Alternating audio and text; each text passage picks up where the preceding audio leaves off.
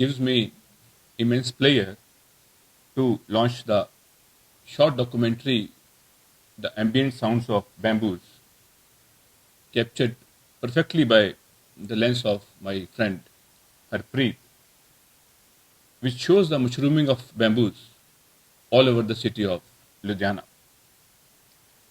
In the documentary, you can hear the soothing sounds of bamboos, which are so much in harmony with the other sounds of nature, be it the leaves rattling or the wind breeze.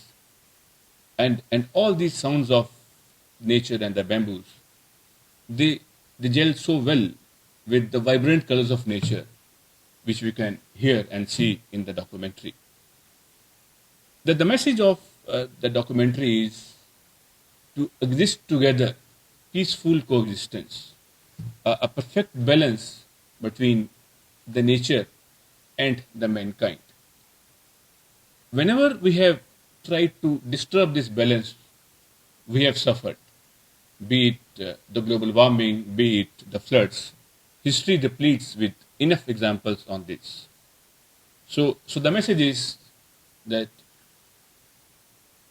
respect nature, preserve nature, and enjoy this documentary and feel refreshed. I wish Harpreet all the best for all such future endeavors. Thank you. ਮੈਂ ਸਾਰੇ ਹੀ ਸਾਡੇ ਲੁਧਿਆਣੇ ਦੇ ਬਹੁਤ ਹੀ ਪਿਆਰੇ ਔਰ ਸਤਿਕਾਰਯੋਗ residents ਨੂੰ, ਸਿਟੀਜ਼ਨਸ ਨੂੰ, ਬਲਕਿ ਸਾਡੇ ਸੂਬੇ ਪੰਜਾਬ ਦੇ ਸਿਟੀਜ਼ਨਸ ਨੂੰ ਜਿਸ ਤਰ੍ਹਾਂ ਨੇਚਰ ਦੇ ਉੱਪਰ ਕੋਈ ਵੀ ਜਿਹੜਾ ਵਰਕ ਹੈਗਾ ਉਹਨੂੰ ਅਸੀਂ ਡਿਪਿਕਟ ਕਰਕੇ ਹਿਊਮੈਨਿਟੀ ਤੱਕ ਪਹੁੰਚਾਉਂਦੇ ਹਾਂ।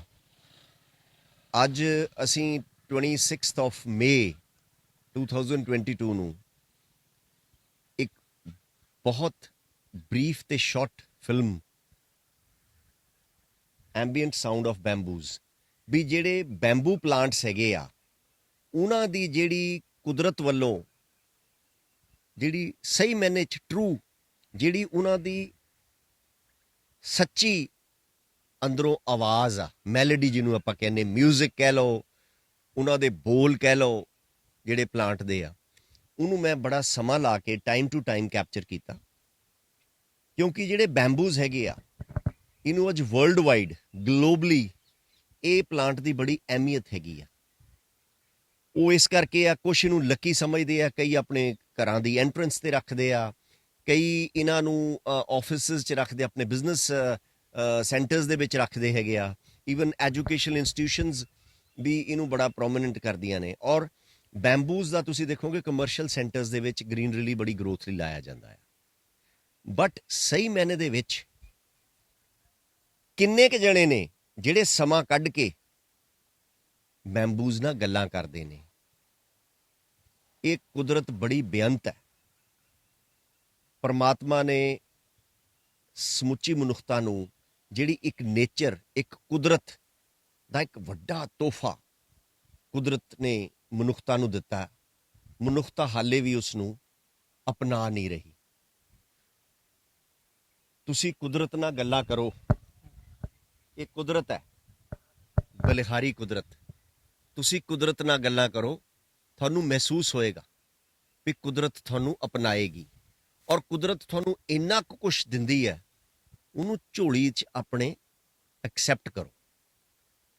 ਅਗਰ ਤੁਸੀਂ ਕੁਦਰਤ ਦਾ ਸਤਿਕਾਰ ਕਰੋਗੇ, ਕੁਦਰਤ ਤੁਹਾਡੇ 'ਤੇ ਮਿਹਰਬਾਨ ਹੋਏਗੀ।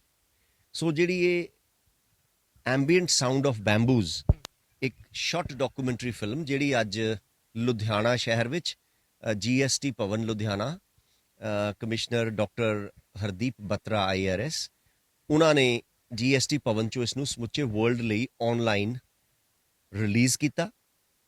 ਉਹਨਾਂ ਨੇ ਆਪਣਾ ਬੜਾ ਅੱਛਾ ਸੰਦੇਸ਼ ਵੀ ਦਿੱਤਾ ਆ ਸਮੁੱਚੇ ਲੁਧਿਆਣੇ ਦੇ ਵਾਸੀਆਂ ਲਈ, ਬਈ ਆਪਾਂ ਕੁਦਰਤ ਦੇ ਨਾਲ ਜੁੜੀਏ, ਕੁਦਰਤ ਦਾ ਸਤਿਕਾਰ ਕਰੀਏ। ਅਤੇ ਯੰਗਰ ਜਨਰੇਸ਼ਨ ਜਿਹੜੀ ਆਪਣੀ ਨੌਜਵਾਨ ਪੀੜ੍ਹੀ ਹੈ, ਸਕੂਲ ਗੋਇੰਗ, ਕਾਲਜ ਗੋਇੰਗ, ਉਹ ਬੜੇ ਦੂਰ ਹੋ ਰਹੇ ਨੇਚਰ ਤੋਂ। ਟੈਕਨੋਲੋਜੀ ਹੈਗੀ ਆ, technology is the need of hour, but to be part of nature is more important. So ਅੱਜ ਮੈਂ am thankful to doctor Hardeep Batra, Commissioner GST Customs, Government of India, for launching, for releasing, and having a special preview of this short film which I made on the melody sounds of bamboos from GST Bhavan Ludhiana. And I'm sure that this small documentary film depicting the melodious sounds of the bamboo plants will be of immense interest for the people of Punjab and especially for the residents of my city, Ludhiana. Thank you.